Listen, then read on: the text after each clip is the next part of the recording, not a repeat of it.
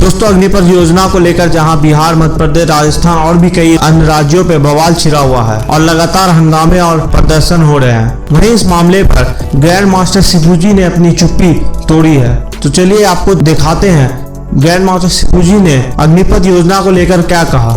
नमस्कार, स्वागत है आप सभी का the hide and truth YouTube channel में फिर से एक बार। वंदे मातरम। बिल्कुल शुरू से शुरू करते हैं। सबसे पहले हमसे, जबकि मेरा कोई डायरेक्ट फौज से कोई लेना देना नहीं है, मेंटोरिंग से, सर्विसेज से रिलेटेड जो बात है वो बिल्कुल अलग है। पहले ये बात आती है कि सबसे पहले आप लोगों ने इतना परेशान कर दिया कमेंट से लेके, ये से लेके, और हाँ मेरा कंसर्न है, डायरेक्ट मेरा फौज से कोई कंसर्न नहीं, लेकिन मेरा देश से कंसर्न है। ठीक है, तो ये कहा गया कि सर आप इस बात पे बोलिए कि हम लोगों का एग्जाम नहीं हो रहा है 2 साल से। करेक्ट, ये बात हुई थी, जिसके लिए सबसे ज्यादा हमको लेटर लिखे गए, हमसे बात की, सब आप लोगों ने कमेंट्स किए। दूसरी चीज ये कही गई कि जिनका 2 साल की उम्र निकल जाएगी सर, उनका क्या होगा, और फौज के एग्जाम ही नहीं हो रहे हैं, फौज की भर्ती नहीं निकल रही, ये सब हुआ। मैंने क्या किया, मैंने संवैधानिक तरीके से आप लोगों को बताया, क्योंकि मैं अपील नहीं कर सकता हूं, आप कर सकते हैं, क्योंकि आपके अगर कॉन्स्टिट्यूशनल राइट्स जो है, फंडामेंटल राइट्स, उसका अगर आपको लगता है कि नहीं पूरे हो रहे, तो आप कोर्ट जा सकते हैं, हाई कोर्ट, सुप्रीम कोर्ट। उस पर मैंने लगातार वीडियो की सीरीज की। उसके बाद मैंने 3 मार्च को लेटर लिखा, दूसरी बार लेटर लिखा माननीय महामहिम साहब को। तो इसमें दो बातें आती हैं। ठीक है, पहले महामहिम साहब को लेटर लिखा 3 मार्च को, उसके बाद यह लिखा कि बच्चों की 2 साल, क्योंकि कोविड के कारण 2 साल की इनकी उम्र की छूट हो। मैं तहे दिल से धन्यवाद करना चाहता हूं कि उसके बाद ये देखिए, उसके बाद ये लेटर का जवाब रक्षा मंत्रालय से। ठीक है, ये डेट है, ये पढ़ लीजिए। ठीक है, 26 मई को ये जवाब आता है मेरे पास। ये ब्रिगेडियर साहब हैं, ठीक है, डायरेक्टर जनरल साहब के एडिशनल ऑफिसर हैं, डायरेक्टर जनरल साहब के रतन कुमार ब्रिगेडियर साहब, और ये सीसी किया जाता है संबंधित पूरे मंत्रालयों को। ठीक है, मतलब विभागों को। उसके बाद मतलब इसको राष्ट्रपति साहब की तरफ से पिटीशन माने जाके उसके बाद फॉरवर्ड किया गया। उसके बाद रक्षा मंत्रालय ने उस चीज को संज्ञान में ले लिया राष्ट्रपति जी के आदेश पर। ठीक है, अब टूर ऑफ ड्यूटी और जो अग्निवीर का फिर अनाउंसमेंट हुआ, तो यहां पर सरकार का कहना क्या है कि फायदे गिनाए गए हैं सरकार की तरफ से, बिल्कुल, और बच्चों को जो है उसमें असहमति है कुछ लोगों की। मैं यहां पर एक बात करता हूं कि आपने मुझसे जो बोला था, मैंने क्या काम किया।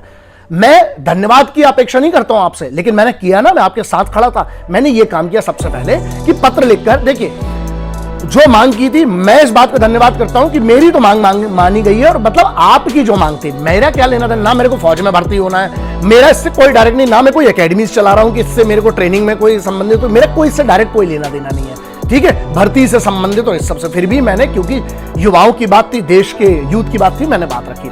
अब दूसरा पॉइंट ये आता है कि जब ये पत्र में हमें उस चीज का मई में एक चीज आ गया, मैं ज्यादा इसको शो ऑफ नहीं करना चाहता था, लेकिन जब ये इतना बड़ा हो गया कि आपदा को आपको अवसर में परिवर्तित करना चाहिए, लेकिन यहां पर अवसर को आपदा में परिवर्तित कर रहे हैं। मैं कोई भी आदमी जो दंगा कर रहा है, जो आगजनी कर रहा है, ये लड़के, इनको मैं नहीं मानता, और मुझे डाउट है इस पे इंटेलिजेंस की एक पूरी कमिटी होना चाहिए, बैठना चाहिए, और इस पे एक पूरी सर्च, पूरा बैकग्राउंड चेक होना चाहिए, इनके फुटेजेस खंगाले जाना चाहिए। और सीधी सी बात है, मेरे लिए धर्म के नाम पर कोई दंगा करे या फिर फौज की भर्ती के नाम पे दंगा करे, सब बराबर है, क्योंकि आप सरकारी संपत्ति, आप किस भारत माता को सर्व करने की बात कर रहे हैं। आप बात करें, आप भारत माता को सर्व करेंगे तो ये भारत माता की संपत्ति नहीं है, ये राष्ट्र की संपत्ति। आप इसको आग कैसे जला सकते हैं। इनको मैं किसी भी तरीके से, भारत का युवा, वो जो फौज में जाकर देश की सेवा करना चाहता है, मैं नहीं मानता, क्योंकि शांतिपूर्ण तरीके से जो होना चाहिए कानून के दायरे में। अगर 144 धारा कहीं लगी है तो आप क्यों इकट्ठे होंगे 4 से ज्यादा। एक ये मैटर है। दूसरा मैटर ये करता है कि सरकार का कहना है, मैं पक्ष समझा देता हूं, फिर मेरा क्या तर्क है। सरकार का कहना यह है कि भाई आपको इसमें जो बेनिफिट्स होंगे, आपको 4 साल के लिए वो किया जाएगा, इंडक्ट किया जाएगा। मैं सिर्फ 2 चीजों पे बोलना चाहता हूं। पहली बात यह है कि पहले आप ये कह रहे थे कि सर भर्ती नहीं खुल रही, हमने प्रयास किए जितना हो सकता था, सर्वोच्च जगह आपकी बात पहुंचाई है मैंने, भारत के महामहिम साहब तक, उसके बाद उनके ऑर्डर पे रक्षा मंत्रालय पे कार्रवाई तक आई। ठीक है, तो मेरे से जो एक भारतीय के नाते बना और जो वादा किया था, जुबान दी थी, मैंने उसके लिए संवैधानिक तरीके से जो कर सकता हूं, मुझे पता है पत्रों से क्या हो सकता है, वो किया। उसके बाद जो सोशल मीडिया से कर सकता था वो भी किया। दूसरा, 2 साल की छूट का अनाउंसमेंट हो गया कल रात को। तो सीधी सी बात है, मैंने 2 ही चीजों की मांग की थी कि एक तो एग्जाम करवाया जाए, और दूसरा क्या मांग की थी कि 2 साल की रिलैक्सेशन मिलना चाहिए बच्चों को। ठीक, अब आते हैं दूसरी बात पे। स्कीम का ऐसा है कि देखिए 4 साल के लिए इंडक्ट होंगे, 25% जो लोग रख लिए जाएंगे, हम उन पर फोकस क्यों नहीं कर रहे हैं। 75% आप बेहतर बनिए ना, सब सर्वश्रेष्ठ, आप 25% में क्यों नहीं उसके आप आते हैं। उसके बाद जब 4 साल पहले तो आपको नौकरी मिल रही, रोजगार मिल रहा है, ठीक है, आप एक रोजगार करिए, एक सम्मान की नौकरी है। उसके बाद राज्य सरकारों ने, कई राज्य सरकारों ने इसके लिए ये भी दे दिया, पहले तो सबसे पहले सीएपीएफ में आपको, सेंट्रल आर्म्ड पुलिस फोर्सेज में आपको प्रायोरिटी मिलेगी, तो उसके बाद आप कंटिन्यू कर सकते हैं। पहले तो आप फौज में ही कंटिन्यू कर सकते हैं नौकरी, और ये जो है ये आज का नहीं है, शॉर्ट सर्विस कमीशन जो है बहुत सालों से फौज में हो रहा है, और ऑफिसर्स में होता था, पहले 5 साल था, फिर 7 साल, 10 साल हो गया मेरे ख्याल से।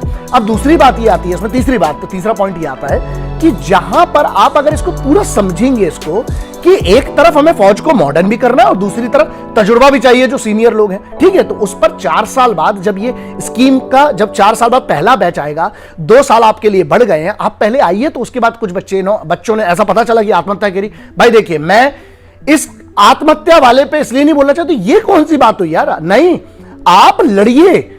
अगर मान लीजिए आप, अच्छा फौज में नहीं गए आप, तो क्या देशभक्ति नहीं कर सकते? डॉक्टर अब्दुल कलाम साहब गए क्या? स्वामी विवेकानंद जी फौज में गए थे क्या?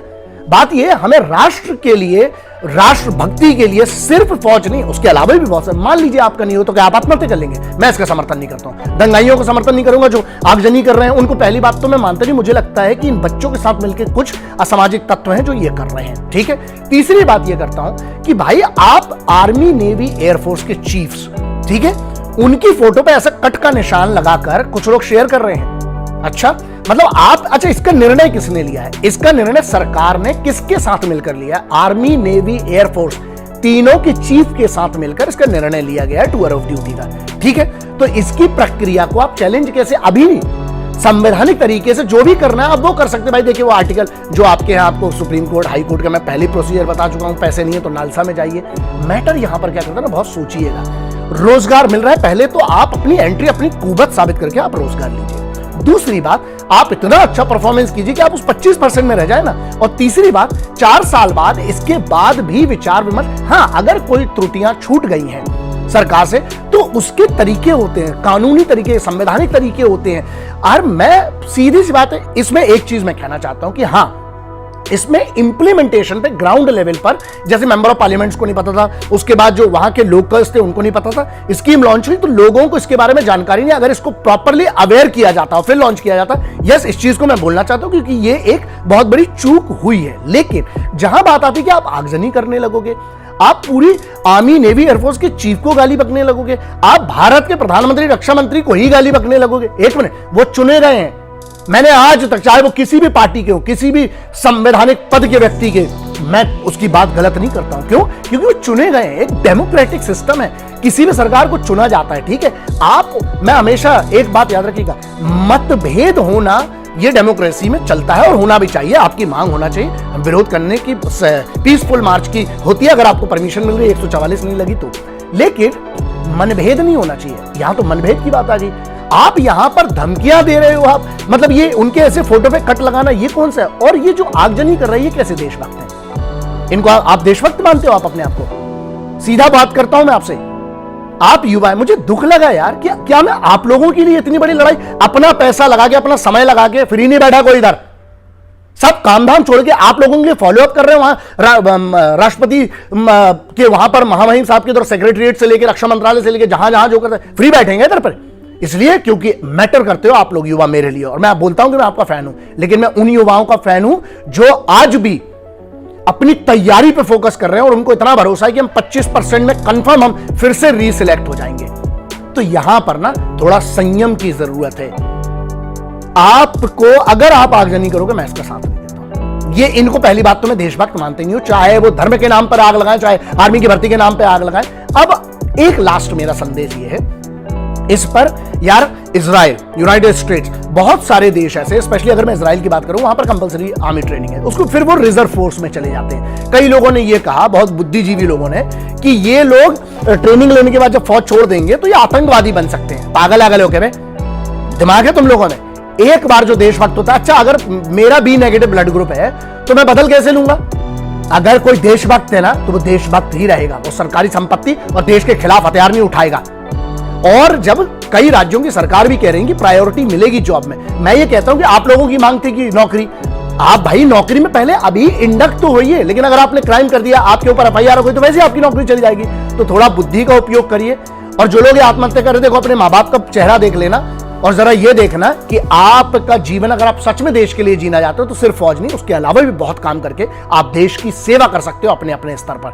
आप बहुत सारी चीजों पे कर सकते हो। लेकिन और जो लोग बरगला रहे हैं इसके लिए ना, वो भी मैं सीधे कहता हूं कि पहले आप पढ़ लीजिए, अपनी तैयारी कीजिए, पहले आप इंडक्ट हुई, जाइए तो फौज में यार।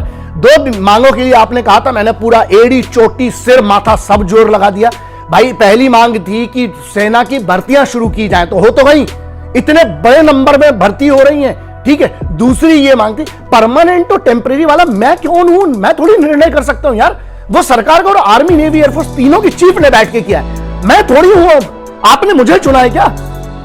मैं नहीं हूं भाई।